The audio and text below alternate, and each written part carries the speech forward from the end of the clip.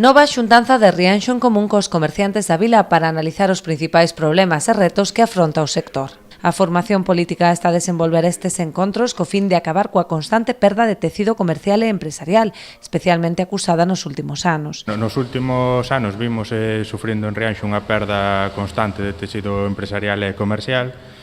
Por tanto, dende Rianxo en común decidimos non nos resignar a ver como o povo vai morrendo pouco a pouco e quixemos dar un paso adiante e chamar aos responsables do comercio local e aos traballadores e traballadoras do sector, que ao final son os que máis saben da cuestión, e convocalos a unha reunión para entre todos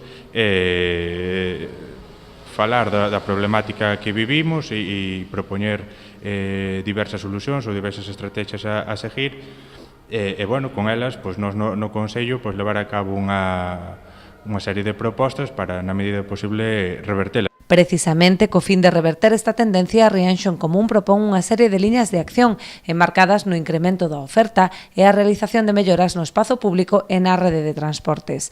Son propostas fondamente necesarias, tal e como indican as cifras. Dende o ano 2002, Rianxo rexistrou unha baixada de 24 empresas, especialmente acusada no comercio, hostalería e transportes.